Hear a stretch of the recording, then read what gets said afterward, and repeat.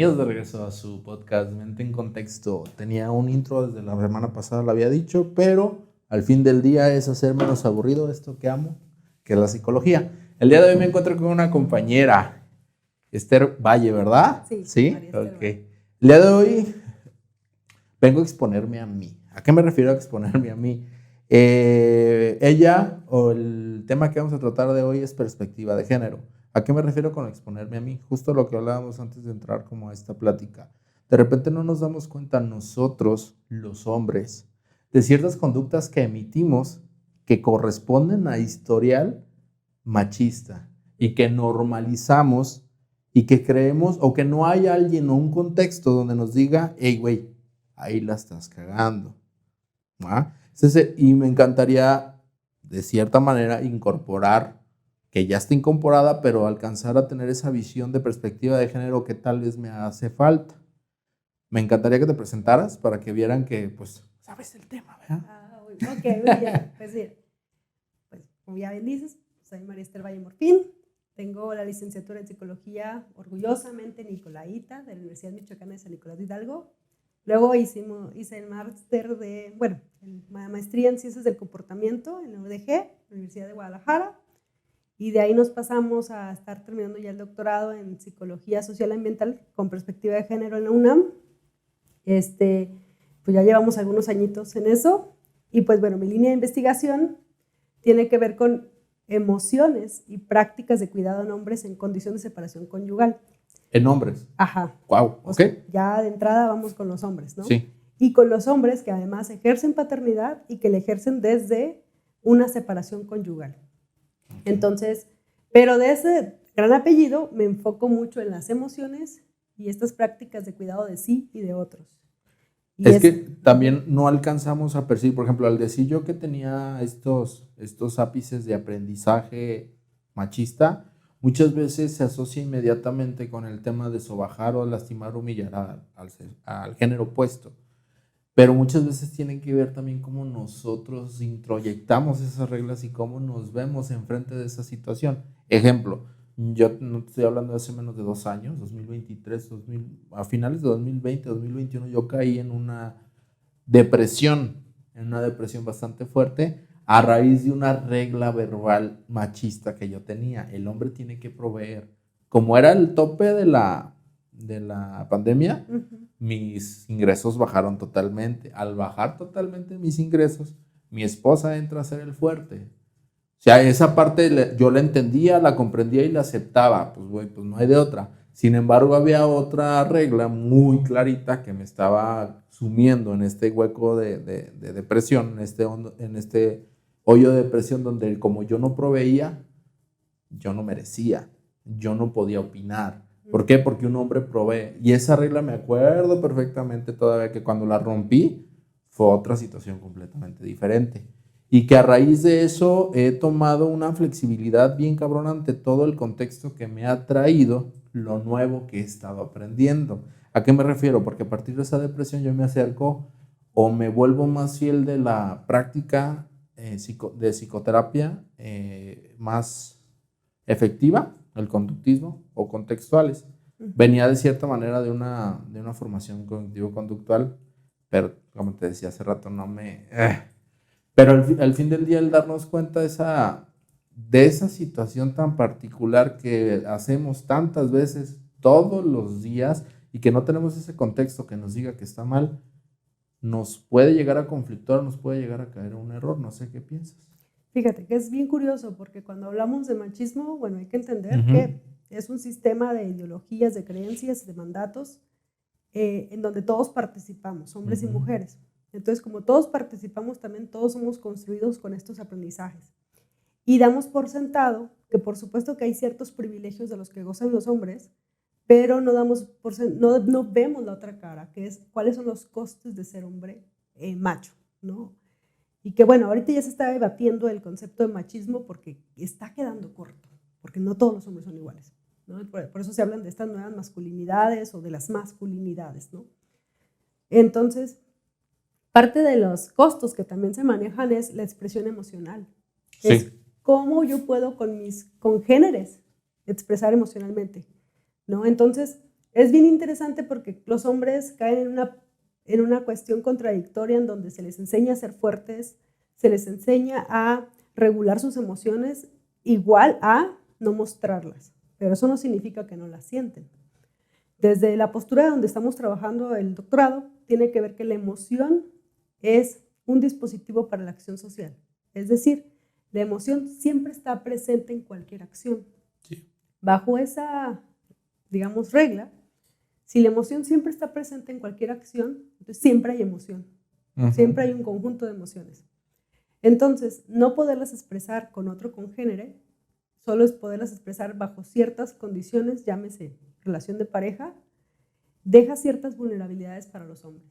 No es por nada que la depresión en hombres esté elevándose, no es por nada que también el suicidio en hombres esté muy alto y está muy relacionado con lo que dices, con el trabajo. Sí. Que es bien interesante de cómo se van construyendo a nivel global, aterrizado a lo local, la idea de que hombre es igual a trabajo. Hombre es igual a proveeduría. Y cuando el hombre no trabaja o no se inserta a este mundo productivo, ni siquiera se le considera que no es nadie. No es nada. Ok, sí. Entonces pierde total identidad, pierde total sentido. Y en la pandemia hubo un montón de casos acerca de suicidios en varones por pérdidas de empleo. Entonces, habrá que ver o invitar siempre mi mirada hacia estas posturas en cuanto a, desde el punto de vista como terapéutico, como de ser persona, como de ser vecina de alguien, amiga de alguien, siempre es invitar a la reflexión a los congéneres. Sí. ¿No? Entonces, para mí no es como decir vamos a acabar con los hombres, sino vamos a acabar con ciertas ideas ya preestablecidas, ¿no? Es que ese tipo de situaciones caen en una paradoja.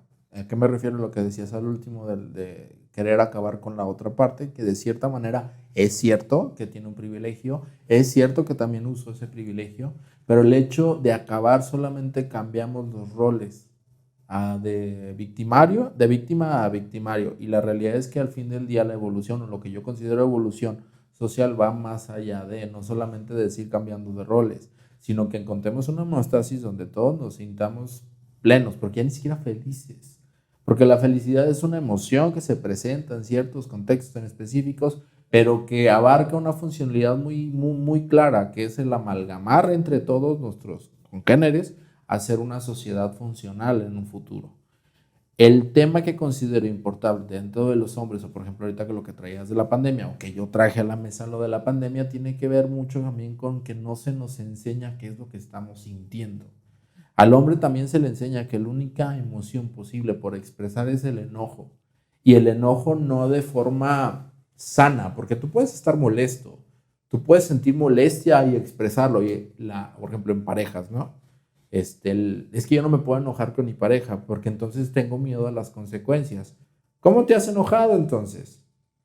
El hecho de que explotes por haber aguantado tantas cosas, entonces eso es lo que está de cierta manera hiriendo. No tiene que ver nada más el enojo. Tú puedes decir, ¿sabes qué? Lo que estás haciendo el día de hoy me molesta mucho y estás expresando. Sin embargo, a los hombres también se nos ha inculcado el hecho de que, hey, aguanta.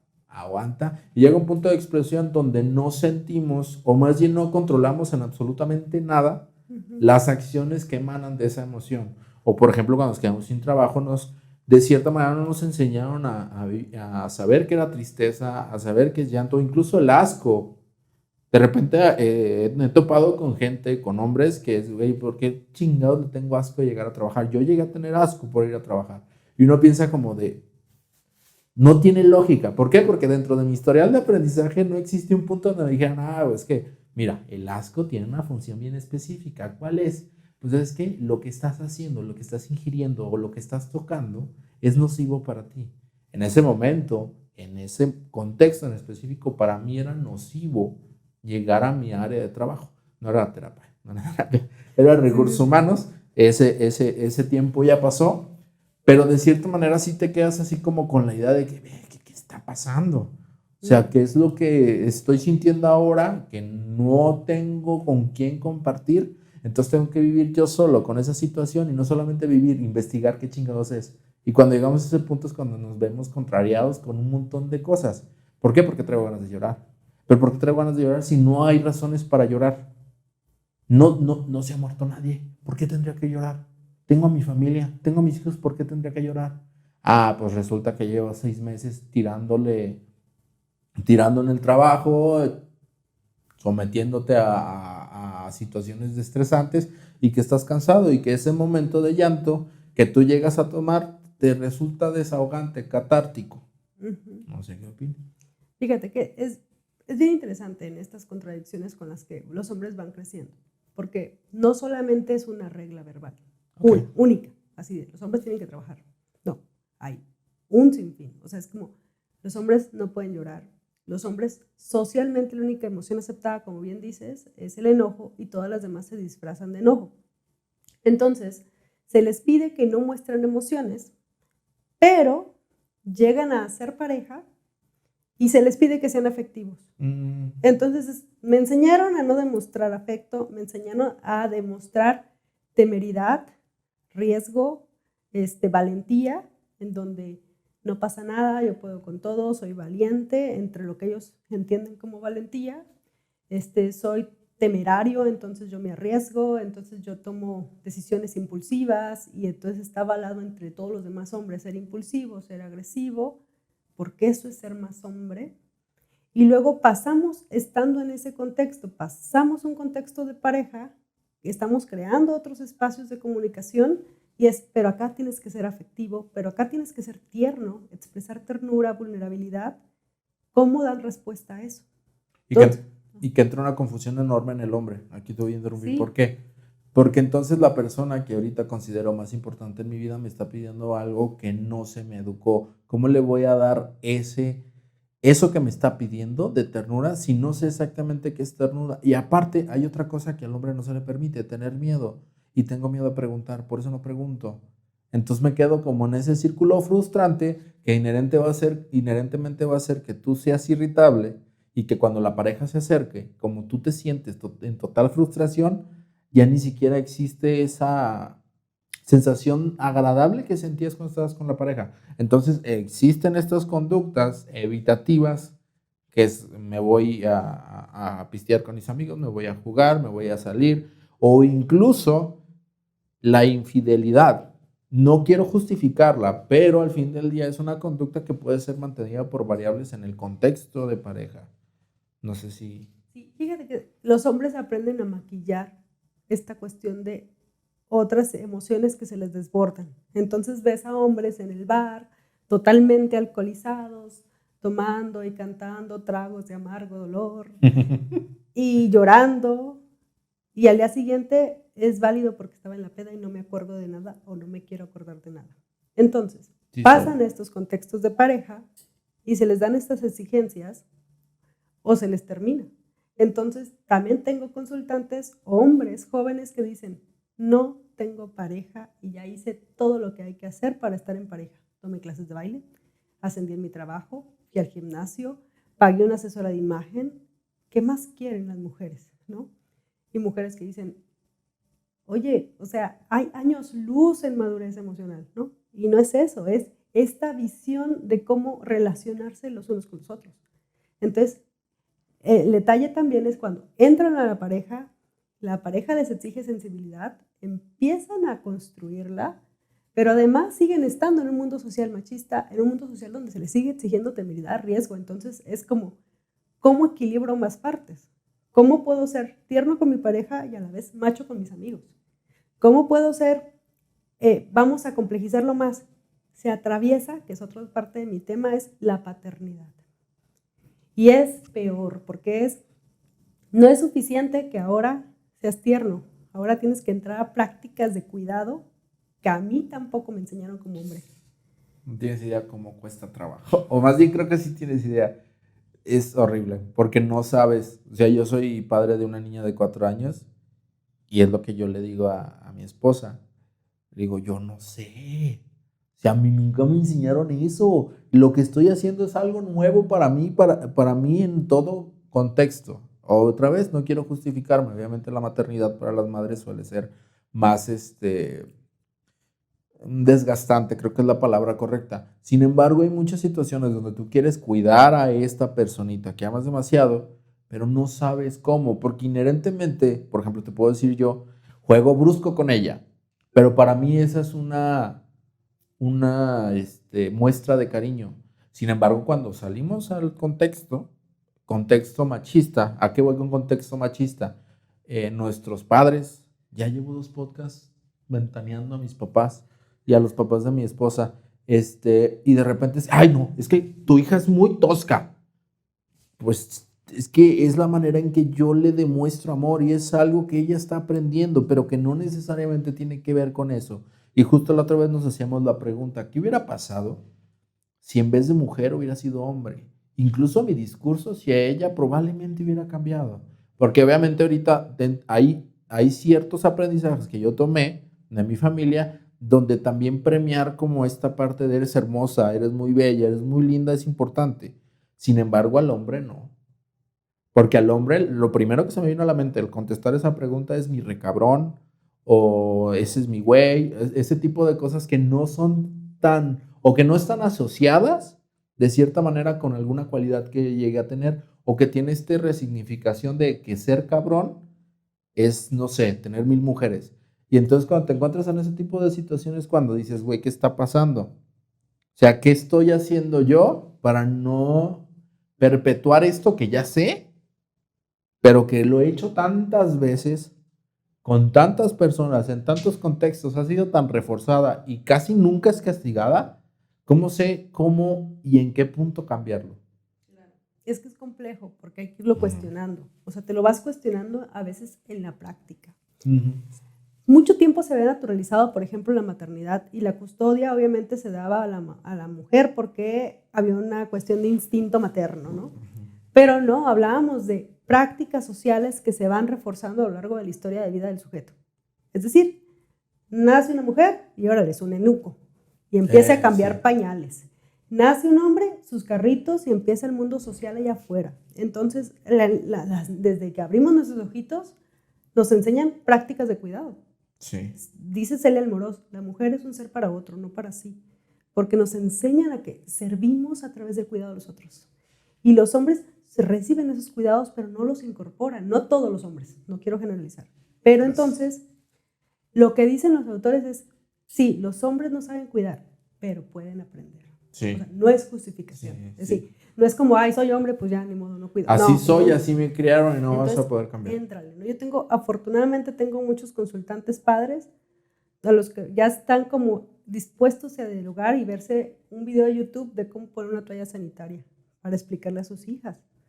Hombres que ya dicen, híjole, tengo que comprar toallas porque mi hija ya menstruó y la mamá está trabajando y tengo que entrarle, ¿no? Hombres que tienen que tocar estos temas con sus hijas o con sus hijos.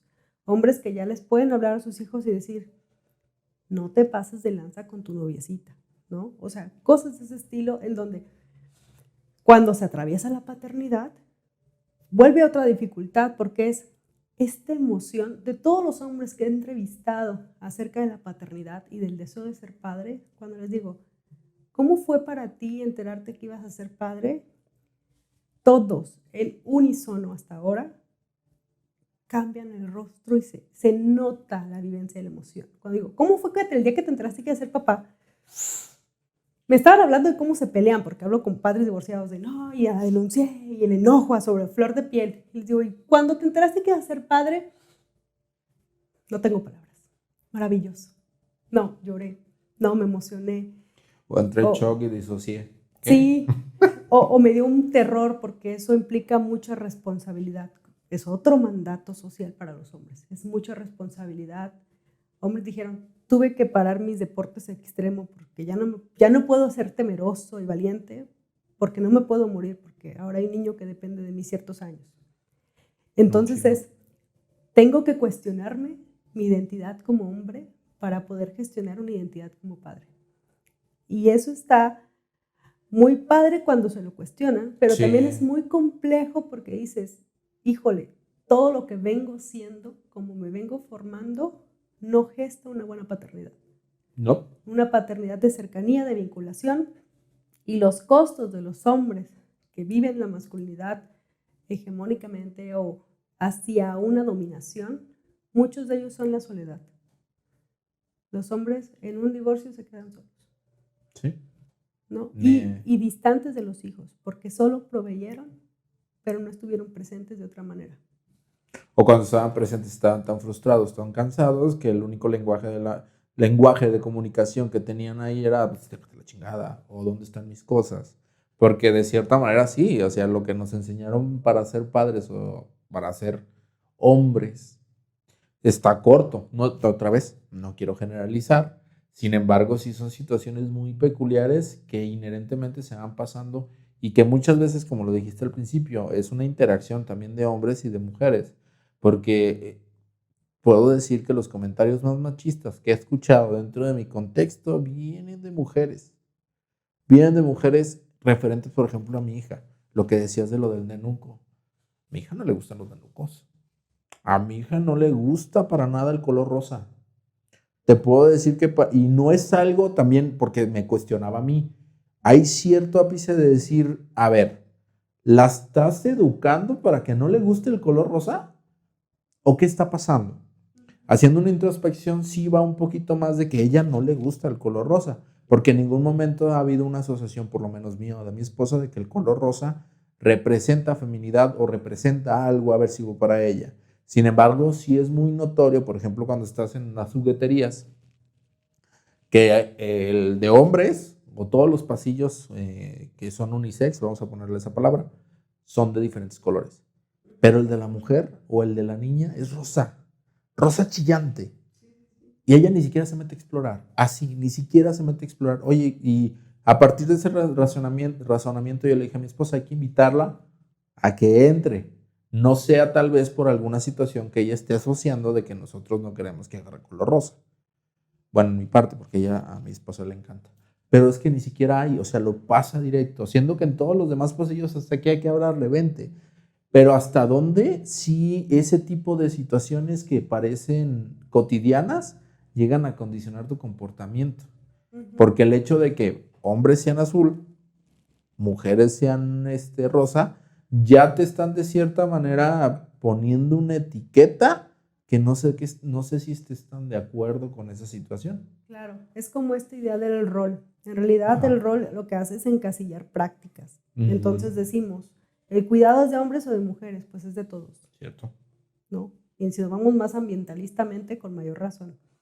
Entonces, el decir hay roles para las mujeres, roles para los hombres, estamos etiquetando, pero a la vez estamos encasillando formas de conducta. Y entonces a veces nos ponemos más rígidos en la conducta y en el pensamiento de no puedo hacer esto porque no es de mujer, no es propio de una mujer, no es propio de un hombre. Y quiero abrazar a mi hija, pero no la puedo abrazar porque estoy con mis compas. Y con mis compas me había desarrollado como un macho, como una identidad más distante emocionalmente. Y mi hija está acostumbrada a que en la casa la abrazo. ¿Cómo me comporto cuando en la comida con otros hombres mi hija me pide brazos? Ahí es donde empieza también estos cuestionamientos. Muchos hombres pues la abrazan, pero así como aquí, ¿no? O otros se permiten y decir, rompo estas prácticas e incorporo estas nuevas. Pero ¿qué pasa cuando no? ¿No? Entonces, es bien complejo en el sentido de irnos cuestionando cómo vamos creciendo y qué de lo que vamos incorporando en nuestra socialización viene a gestar malestar, pues, en las prácticas, en las relaciones con los otros, en la vida de pareja, como ser padres, como ser hijos de padres machistas, ¿no? Porque otro de los grandes discursos que nos encontramos de los hombres acerca de su ejercicio de paternidad es: yo quiero ser como mi padre no fue conmigo. Yo quiero ser distinto a mi padre. Yo quiero estar porque mi padre nunca estuvo. Entonces, no es por nada que nosotros los psicólogos también incorporamos el que los padres jueguen con los hijos, a manera de vinculación, a manera de reforzamiento, y que también como psicólogos, bueno, como profesionales de la salud, es cómo nosotros estamos incorporando los mandatos y encasillándolos. Porque no hace mucho tiempo también los psicólogos decían, señora, usted es la mujer y a usted le toca estar y venir a la escuela para padres, ¿no? Ay, gracias a Dios hemos avanzado un chingo con eso.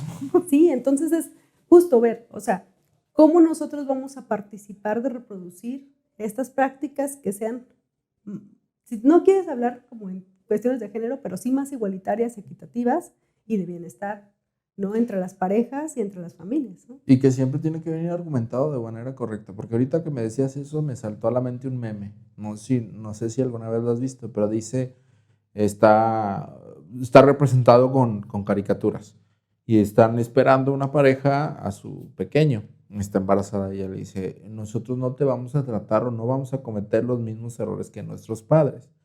Abajo aparece ya el niño, pues ya con una edad avanzada y en la parte de arriba dice, nuevo trauma desbloqueado. Dices, de repente el no querer repetir los patrones sin llevar la guía correcta o tal vez el reconocimiento adecuado de lo que en realidad está pasando puede ser contraproducente. O sea, puede que efectivamente los traumas que te generaron a ti durante toda tu niñez, no los vas a heredar.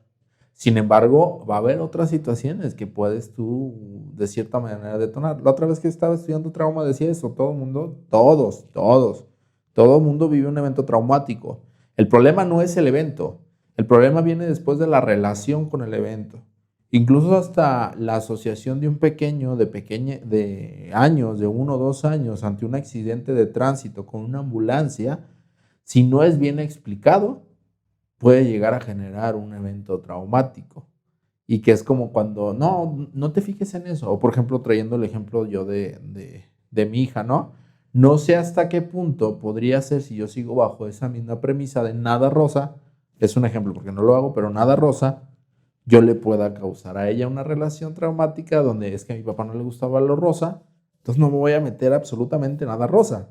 Y es como cuando nos queremos ir en contra del patrón, pero no usamos la manera adecuada o correcta o saludable. Voy a cambiar esas dos palabras por saludable para esa personita o incluso para nosotros. Porque también es mucho de no voy a ser como mi padre.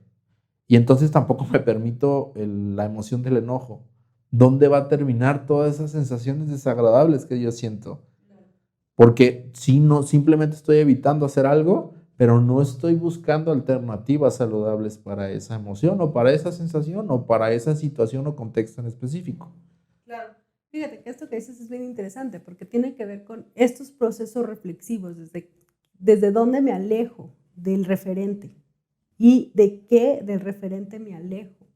Porque por supuesto los padres nos incorporan enseñanzas que pueden ser positivas o saludables, mejor dicho, pero hay que entonces hacer como esta cuestión de análisis, es decir, ¿qué de mi padre sí incorporo, qué de mi padre no incorporo? O si realmente fue una figura totalmente dañina o de maltrato o de traumas, es decir, bueno, ¿de qué manera yo me alejo sin irme al opuesto? En no poner límites, en sobreproteger, en darlo todo, en ser permisivo, sino es como, ¿de qué manera puedo hacerlo más saludable? Y claro, estamos en un punto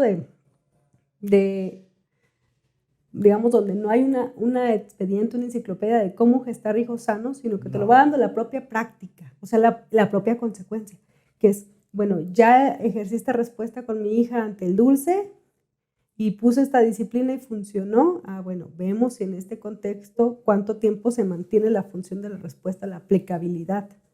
No, porque si yo digo, no, está bien negarle dulces para que se coma su verdura primero, es qué tanto lo hago así como tan rígidamente que en otros contextos no sea funcional.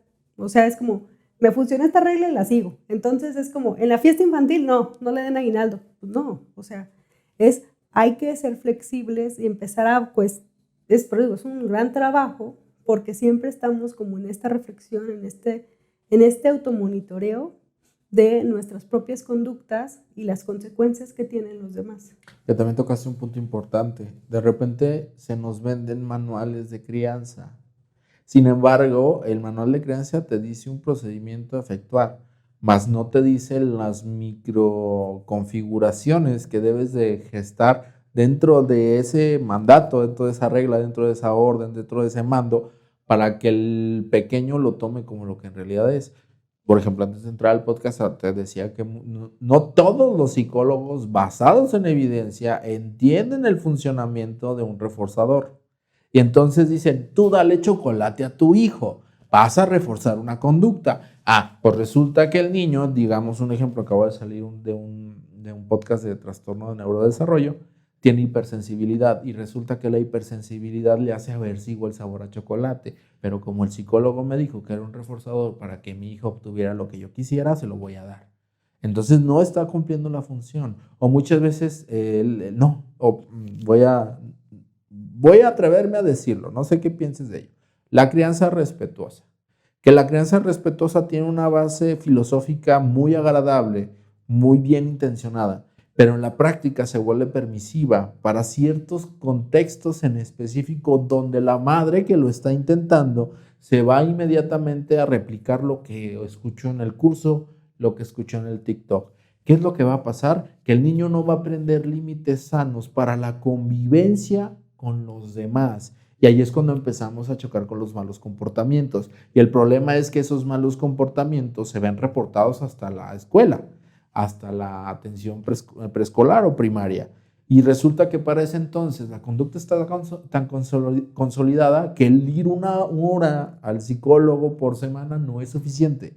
Y que incluso se le invita al núcleo familiar a que también exista un proceso terapéutico y está esa negativa.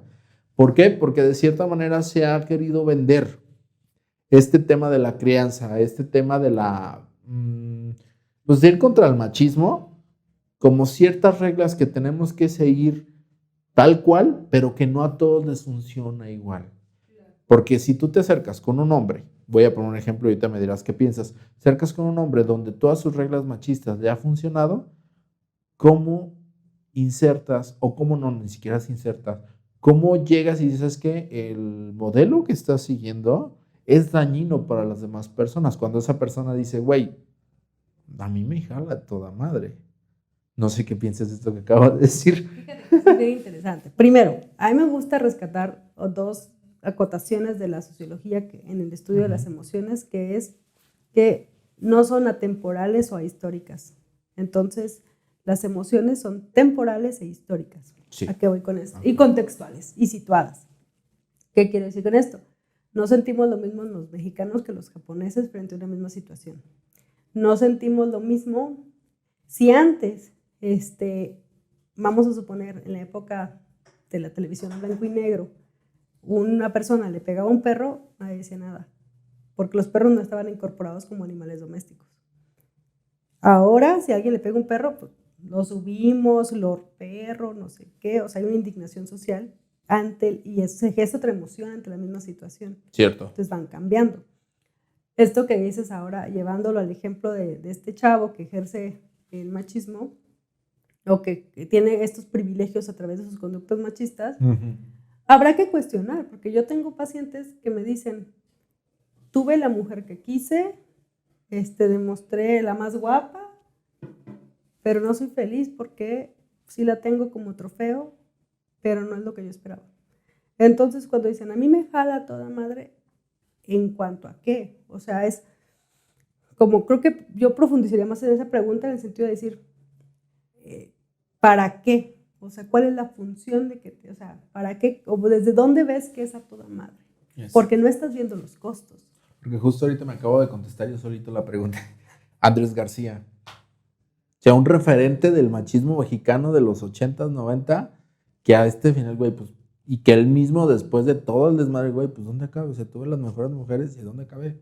Solo a la chingada. Y podemos decir que a esa persona en específico, bajo su contexto histórico, ideográfico, le funcionó emitir esas conductas de ser sex symbol y de estar como en constante cambio de mujeres y tener este porte como de macho. Y de cierta manera, él alcanzó a llegar, bueno, me atrevo a hipotetizar, llegó a alcanzar como a tener esa insight, ese darse cuenta, ese como le quieras llamar, de que no fue del todo correcto o no fue una vida que fuera plena para él. Pero también podemos voltear a ver, se me viene a la mente otro Vicente Fernández. ¿Sí es Vicente, va? El papá. Sí. Sí, ok, Vicente Fernández. El cual se fue con una idea probablemente muy rígida de que el machismo ese era y no había de más, que incluso hasta sus últimos días hubo ahí unos detalles de algunas fotografías que se tomaban y que dentro de esa situación, en ese contexto de esa persona en específico, era permitido, vamos a ponerle comillotas, pero a hablar un contexto general donde es una figura pública, donde se gesta esta divulgación de esas imágenes como de, no lo era. O sea, no sé si logro... Pero fíjate que yo me cuestiono la vida de Vicente Fernández. ¿Cuántas veces pudo llorar abiertamente sus sentimientos? ¿Cuántas veces pudo conectar, profundizar en las relaciones con las otras? ¿Cuántas veces pudo vincularse efectivamente con Alejandro Fernández? ¿No? ¿Cuántas veces estuvo acompañado no solo por prestigio, sino por amor? Me explico, es como, yo creo que yo les digo a mis pacientes, aguas con lo que vemos en redes porque vemos la cara bonita de la luna, ¿no? Entonces, ¿cómo murió Vicente Fernández? Sí, con una idea rígida porque nunca hizo conciencia de los costos, aunque los vivió toda la vida. Toda la vida no pudo expresarse afectivamente, de forma asertiva, de forma profunda, ¿no? Toda la vida, digamos que estuvo mutilado emocionalmente. Sí. De hecho, bueno, el fenómeno que se me viene ahorita a la mente, la lexitimia, no sé si la has escuchado, que es también como, ya no la siento. O sea, o más bien no la percibo, no es que no la siento, no la percibo, o tu cuerpo prioriza otras situaciones en vez de ver o darle ese foco de atención a tus emociones.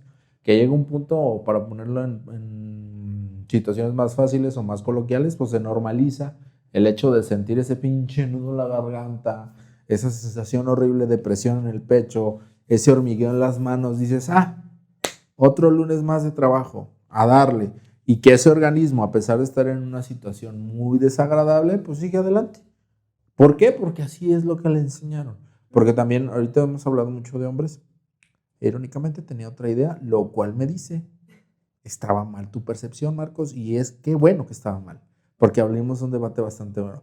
Pero abrimos también a otra situación donde las mujeres trabajan, hacen sus labores a pesar del desgaste físico que viven. Porque lo decías hace ratito, la mujer viene a, ¿cómo lo dijiste? Es un ser para otro. Ajá, es un ser para otro.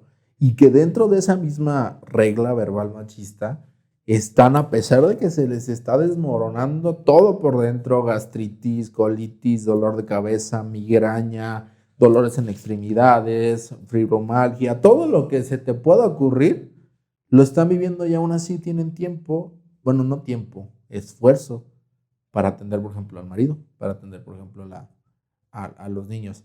¿Hasta qué punto llega esta construcción social dentro del contexto que nos hace olvidar, no olvidar, sino ignorar esas sensaciones de supervivencia que han sido heredadas genéticamente para la supervivencia de especie? Los sociólogos dicen que la práctica social cambia la biología, porque justo no importa que tengas hambre, te construye socialmente para tener ideas judio-cristianas, aunque no seas ateo. Tenemos una historia judio-cristiana en México acerca de reglas de que el sacrificio es amor. El sacrificio es bueno. Yo me quito lo que dicen, el taco de la boca para dárselo a mi hijo. Entonces, ¿qué actúa ahí? ¿La biología o la socialidad, ¿no? La cuestión social, la construcción social, ¿no?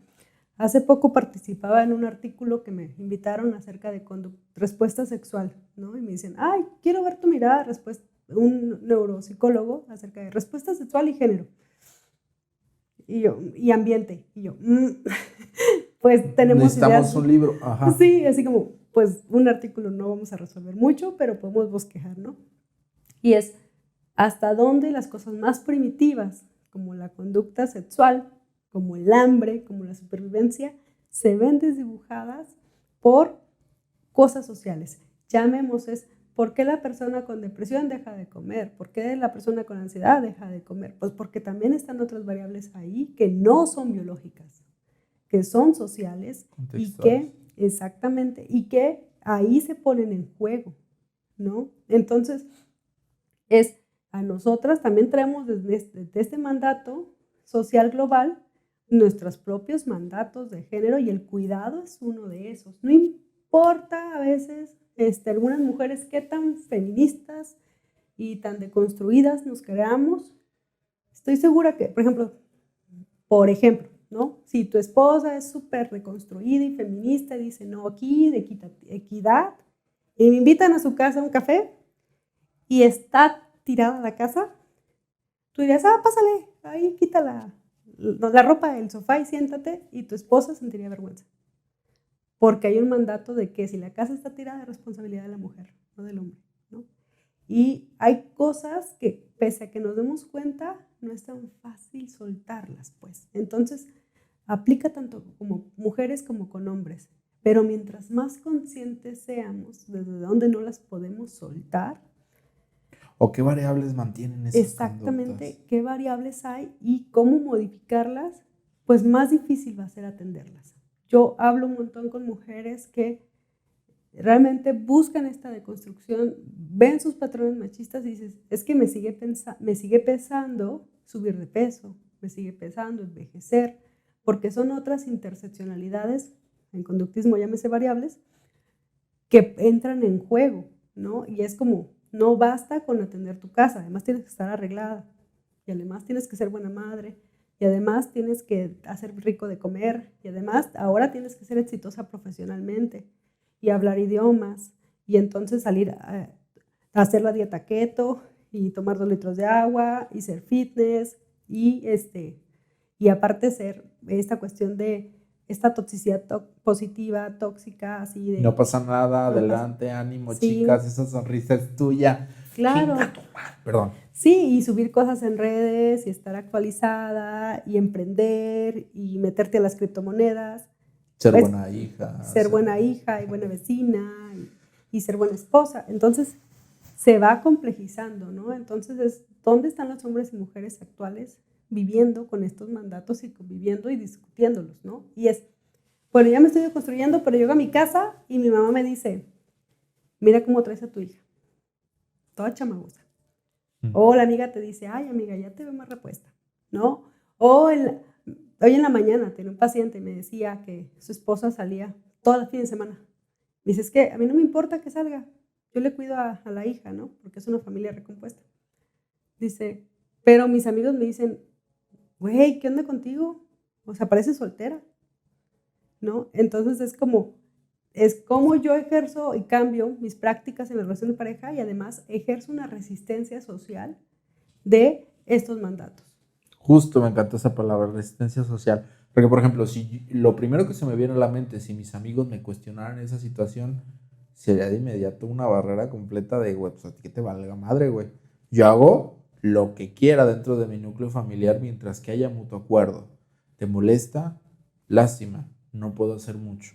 Uh-huh. Pero depende también, o sea, lo que yo te puedo decir ahorita es un proceso.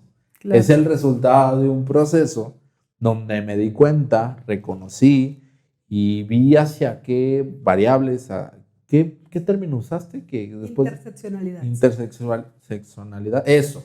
Que tú actúas y que tú mantienes ciertas situaciones y que, ojo aquí, hay que tener bien claro una situación. No necesariamente como te comportas en casa tienes que comportarte afuera. Esto sí lo comparto mucho con los pacientes, sobre todo a la hora de hablar de sensaciones. Tú no vas a llegar con tu jefe. ¿Por qué? Porque ese contexto en específico no es tan efectivo hablar de esta manera. Sin ventanear a nadie, pero digamos que yo sé de una empresa donde alguna vez se le cuestionó al área de recursos humanos que por qué contrata gente triste. Exacto, esa misma cara hice yo como de, ¿qué? A ver, ¿qué? A ver, ¿qué chingados? Sí, es que no deberían de contratar gente triste porque la gente triste es menos productiva. A ver, desmenucemos. En ese tipo de situaciones, con gente que está fuera de nuestro círculo, de nuestro alcance, modificar, es como de a veces es complicado expresar. ¿Por qué? Porque te vas a topar con esas reglas tan ilógicas, porque no, bueno, pues tal vez para su historia de aprendizaje lo tenga. donde decirle a la persona, es que la verdad es que el día de hoy me siento bien bajoneado, me siento triste, pueda resultar contraproducente porque te puedan correr. En ese contexto en específico me siento incómodo. O sea, pero no dejas de expresar esa sensación que te está impidiendo hacer alguna actividad. En cambio, con tu pareja debes de tomar otro tipo de acción. ¿A qué me refiero? Y no me gusta la palabra, no debía haber usado la palabra debe, pero bueno, me siento triste, me siento incómodo, me siento molesto con la conducta que tú estás emitiendo. Y una vez, bueno, no tan técnico otra vez, es lo que te decía hace rato, pero al fin del día lo que se busca es esa modificación de relaciones dentro de tu núcleo, dentro de tu contexto, a base de voluntad, porque lo que haces dentro de tu casa no tiene que ser igual a lo que haces dentro de tu trabajo, lo que haces dentro de con tus amigos, con un área social, o por ejemplo yo contigo ahorita. Probablemente yo contigo ahorita esté comunicándome de cierta manera que con Emilio, que es nuestro señor de producción, no lo haga. Sin embargo, esto no me define a mí como persona, sino que en base a esos contextos, otra vez a lo que decías un poco de la sociología, de que no son que son atemporales las emociones, yo emito conducta según el contexto y me siento cómodo haciendo o dejando de hacer ciertas cosas. Claro. Y por eso que te digo, por ejemplo, de la gestión emocional, que justo es temporal, contextual, situada e histórica, lo que podemos decir es que justo si yo me siento incómodo en la empresa, en este inicio del reclutamiento donde resulta que estoy a prueba por ser triste y lo puedo expresar y digo, oye, no estoy de acuerdo, creo que es discriminación, y se soluciona, esta misma emoción puede cambiar en la misma empresa. ¿Por qué? Porque ya lo gestioné. Entonces ahí le digo que la emoción va cambiando, ya no es solo estoy triste y ya así soy, sino es bajo ciertos contextos, bajo ciertas condiciones que pueden cambiar. Entonces, hablando de esta cuestión otra vez del género en las parejas y en las conductas, cuando hablo de interseccionalidades me refiero a que habrá que entender que hay otras variables que complejizan las relaciones. O sea, no es lo mismo, y siempre digo, dicen que los hombres tenemos privilegios, pero no es cierto. Dije, vamos a hablar de tus privilegios, porque no es lo mismo que tú no eres Carlos Slim. O sea, está la cuestión económica, racial, laboral, sexual. O sea, no viven los mismos privilegios un hombre homosexual que un hombre transgénero, que un hombre heterosexual o cisgénero, que un hombre indígena, que un hombre caucásico europeo. ¿Me explico? Entonces, sí hay que, pues, denotar esto. O sea, no nomás es como, ay, los hombres tienen que cambiar. Sí, pero ¿cuáles hombres? ¿De qué hombres hablamos? ¿No? Cuando llegan a terapia, veo qué hombre es el que viene a terapia, ¿no? Y qué tan fácil va a ser o no dejar o cuestionar los privilegios o dejar de seguirlos reproduciendo con sus amigos. ¿Y qué tanto pueden negociar? ¿Sabes? No es que digas, ya le voy a decir a mi amigo, no me importa. Pues quizá tus amigos, pero si tu papá es quien te lo dice y no quieres dejar la relación con tu papá, entonces tienes que gestionarlo distinto. Entonces siempre está en las parejas, en las familias, este proceso de negociación con la identidad, ¿no? Entonces la identidad desde acá pues siempre se está construyendo. Entonces si dices, en 2020 estaba viviendo de esta manera, bajo esta regla verbal, y ahora la puedo como deconstruir o modificar, en 2023 mi identidad va siendo distinta. Sí, y cada vez. Entonces, al decir horriblemente me refiero a que es radical, porque por ejemplo, si puedes platicar con mi esposa, se me dice, no, este cabrón ni lo conozco, a diferencia de cuando empezamos a andar, porque incluso las claves contextuales aversivas son las que más nos obligan a cambiar, hablando exclusivamente del género masculino. ¿Por qué? Porque muchas veces esta situación de rigidez que se nos ha permeado durante tanto tiempo, nos dice, no, todo está bien, todo está bien. Lo que decías de la positividad tóxica, de todo está bien, y hasta que el contexto te rompe, te das cuenta que, ok, no estaba bien. Porque la otra vez hablaba con un compañero, con un amigo, que de cierta manera al ser humano, bueno, más bien al género masculino, se le ha dotado de ser más práctico o de ser que salgan de los problemas más fácil. Centrado en soluciones, ¿no? ¿no? Exacto, pero la realidad es que no es que se le haya dado así como un premio, sino que se le obligó, se le gestionó, se le presionó. Eres hombre, papito, tienes que solucionar ya. Entonces, esa habilidad que adquiriste a lo largo de una historia de aprendizaje, no solamente propia, sino social, te obligó a ser centrado en soluciones. Que probablemente en contextos en específicos a huevo, güey, lo hiciste, pero en otros contextos es esta sensación de frustración, de angustia, de tienes que solucionar a pesar de que te esté cargando la chingada, a pesar de que salud estés horriblemente, a pesar de que no tengas recursos, a pesar de que digan, por ejemplo, ahorita lo que hablabas de los privilegios, a pesar de que estés en un punto de privilegio donde, seamos honestos, el sistema es horrible con la gente. Puedes estar en un punto de privilegio siendo un hombre blanco heterosexual, sin embargo, si en algún momento erraste en un sistema, el sistema no te va a ayudar. Uh-huh. Y te va a dejar caer porque ya no eres parte del sistema, no le eres funcional. Uh-huh. Y aunque tengas esas características privilegiadas para el sistema, si no le funcionas, ahí te vas a quedar. Hay un punto que acotaste muy bien con esto. Fíjate que, a diferencia de nosotros las mujeres, los hombres tienen que mantener y reafirmar su identidad todos los días de su vida. Todos los días de su vida tienen que volver a ser hombres. No sé, o sea, hay investigaciones de paternidades con hombres, con hijos, o de alto nivel económico, y de todas maneras se desviven. Hay autores que manejan la categoría de mortalidad paterna, porque dicen, los hombres se mueren en el ejercicio de ser hombres. Es decir, si ya alcanzaste ciertos privilegios, hay que mantenerlos toda la vida y superarlos. Entonces, si tu hijo ya llegó a la universidad más privada y cara de Guadalajara, ahora hay que pagarle también el carro, el estilo de vida, la maestría en posgrado fuera del país, las condiciones de vida de la esposa. O sea, es un cuento de nunca acabar. O sea, y que el hijo está obligado a mantener esas condiciones, claro, ante una pareja, en un contexto donde ha sido paulatinamente más difícil mantener o mejorar, claro, la vida que se nos otorga a nuestros padres. Y es ahí cuando te topas con el contexto que dices, y para los quienes no están ahí, también esa es la aspiración, ¿no? ¿Y qué dice Bourdieu en la teoría de los campos? O sea, muy difícilmente las clases sociales migran de una más baja a una más alta. O sea, hay familias en Italia que generacionalmente en hombres son ricas. Por generaciones se van a seguir siendo ricas y todos los demás no. Entonces, pero la aspiración esa es la meta.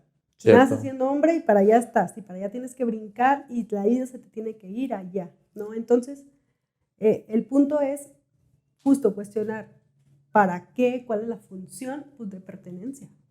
O sea, es bien fuerte, pero es de pertenencia. Vas a pertenecer a este círculo siempre y cuando mantengas estos mandatos. Cuando, me imagino, te empiezas a deconstruir, hay amigos que quizá ya no te quieren invitar. No, ese güey habla cosas bien raras. No, ya como que quién sabe cómo, como que ya cambió. Un saludo. Es un mandilón, ¿no? Sí. Entonces es como rechazo social, ya no hay que invitar, ¿no? Porque ya cambió, ¿no? Ya dejó de ser hombre. Entonces pierdes pertenencia, ¿no? Y hay que ser bien conscientes, porque nosotros también como mujeres perdemos pertenencia, ¿no? Entonces, es decir, en muchos mandatos, pues, pero el tema de hoy es de hombres y es... No, hablemos también de las mujeres. Bueno, en realidad creo que podemos ir cerrando. Sí. Pero sí, no era exclusivamente de los hombres, así en general. Porque sí, a las mujeres el tema de la pertenencia, sobre todo cuando hablamos de hijos o de maternidad, también tienen un cambio radical horrible. Uh-huh. Donde se ven expuestas ante el juicio. Pero no sé si te interrumpí, que ibas a cerrar la idea. Sí, por ejemplo, con la cuestión de los hombres, también vamos viendo que el privilegio se mantiene siempre y cuando mantengas las prácticas. Es decir, sigue siendo respetable siempre y cuando tengas trabajo. Exacto. En el momento en que lo pierdes es como, ay, mi hijo, pues a ver para cuándo. Y la presión, y vas a trabajar, o pues no hay que invitarlo porque quién sabe si pueda pagar. O sea, cosas de ese estilo son presiones para que te reincorpores a aquello que se espera de ti. Y si no, hay un castigo social, que es exclusión, rechazo, discriminación. Que aunado a la falta del trabajo o a esa conducta no mantenida para el sistema, se juntan más emociones que hacen más imposible o obstaculizan el regresar a ese estatus.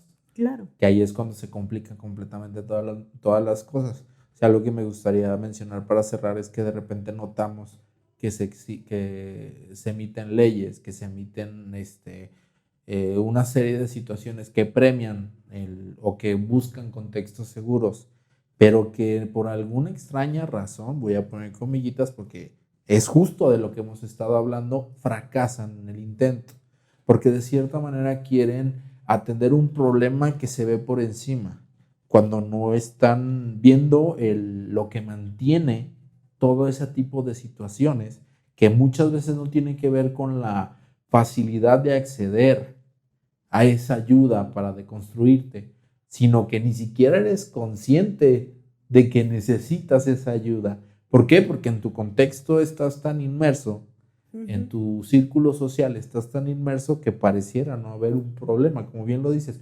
Sí hay, solamente que no se han hecho las preguntas correctas.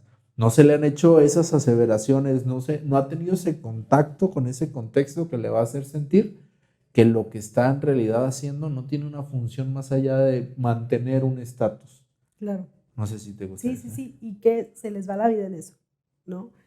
Eso forma parte de la Academia de Estudios de Género de los Hombres, y lo que dicen los estudiantes de esta academia es que la gestión que dan los hombres, por ejemplo, a sus emociones, es como el motor del carro, el ruido del motor del carro, ¿no? Escuchas el ruido y le subes al radio para que no se escuche y tapar, ¿no? Entonces, vas teniendo una mala gestión de las emociones, por ende, una mala gestión en tu conducta que va generando estas desregulaciones. Entonces, llegan al consultorio, los hombres que llegan al consultorio, algunos de ellos llegan con estados depresivos inmensos, con ideaciones suicidas, con estados ansiosos permanentemente altos, con ataques de pánico. Me decía un hombre, yo antes, cuando tenía un ataque de pánico, sentía que me emocionaba, pero no era emoción, era una taquicardia horrible, ¿no?